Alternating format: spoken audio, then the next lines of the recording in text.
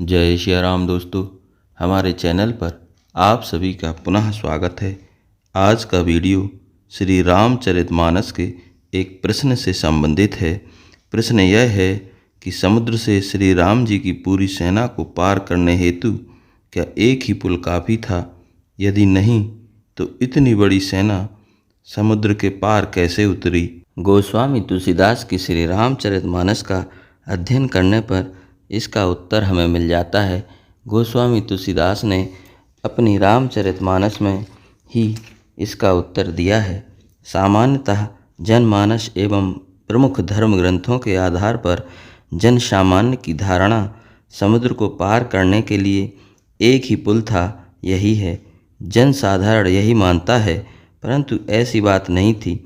एक पुल पर से इतनी शीघ्रता से इतनी बड़ी सेना का पार उतर पाना संभव नहीं था। राम की सेना की विशालता के संबंध में भगवान शिव ने स्वयं पार्वती जी से कहा था कि भानर कटक उमा में देखा, सो मूरख जो करन चहलेखा।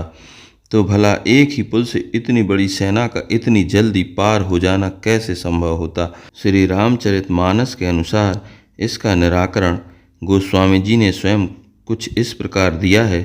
गोस्वामी जी के अनुसार समुद्र पर एक ही नहीं वरन श्री राम की सेना को पार करने हेतु उस समय 4 पुल बने हुए थे। इसमें से एक तो बनाया गया था और से स्वयं प्रभु की प्रभुता से ही संपन्न हो गए थे। ध्यान दें, हम आपका ध्यान मानस के लंका कांड की तरफ समुद्र तरण प्रसंग की ओर आकृष्ट करना चाहते हैं। समुद्र पर पहला पुल, जिसे सभी जानते हैं, वह था नल नील द्वारा निर्मित। यह पुल भक्ति मार्गी था।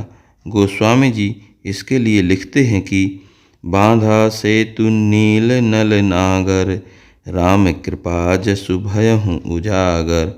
बांध सेतु अति सुदृढ़ बनावा, देखि कृपा निधि के मन भावा।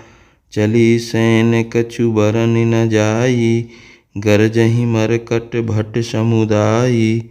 इस तरह यह समुद्र में निर्मित पहला पुल था जो 5 दिन में बना था। अब दूसरा पुल देखें। जब नल नील ने पुल बनाकर तैयार किया तो दूसरा पुल जो बना था वह था राम के प्रताप का पुल।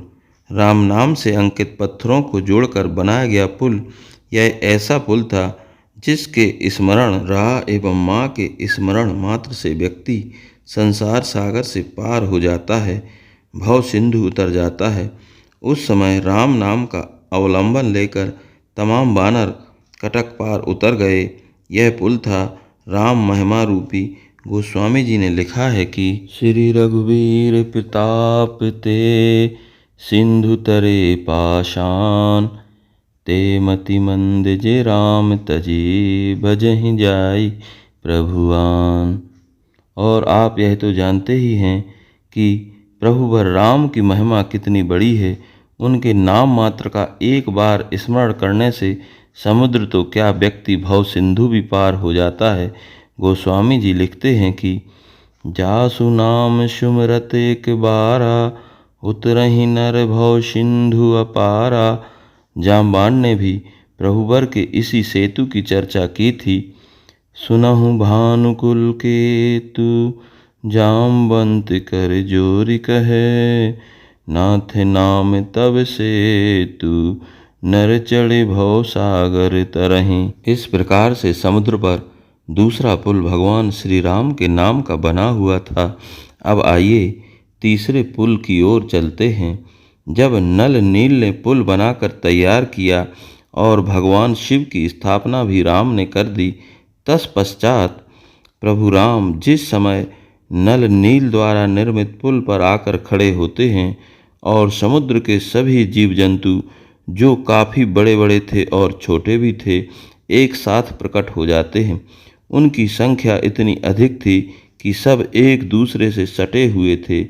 ये सभी जीव जंतु समुद्र के एक छोर से दूसरे छोर तक लाइन लगाकर एकत्रित हो चुके थे कि भगवान राम जब इस पार से होकर उस पार जाएंगे तब मैं उनका दर्शन करूंगा। यह कतार इतनी अधिक भीड़ युक्त थी कि समुद्र का जल तक नहीं दिखाई पड़ता था।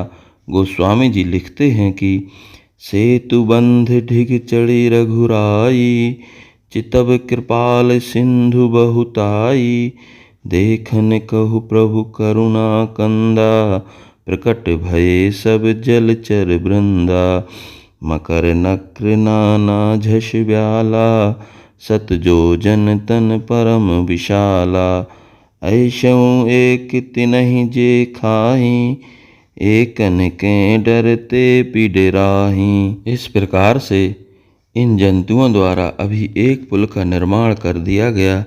गोस्वामी जी ने इस पर से भी बानरों के उतरने का संकेत दिया है। वे लिखते हैं कि अपर जल चरण ऊपर, चढ़ चढ़ पारहि जाहि। यहाँ पर आप एक प्रश्न यह भी कर सकते हैं कि जब उन जंतुओं पर से चढ़कर सभी बानर उस पार जाने लगे होंगे तो सभी जंतु या तो पानी में डूब गए होंगे या तो स्वतः इधर उधर भाग गए होंगे। फिर तो बहुत सी सेना जंतुओं के इस प्रकार से इधर उधर भागने के कारण समुद्र में डूब गई होगी, परंतु ऐसा नहीं था। उत्तर पर ध्यान देने का कष्ट करें।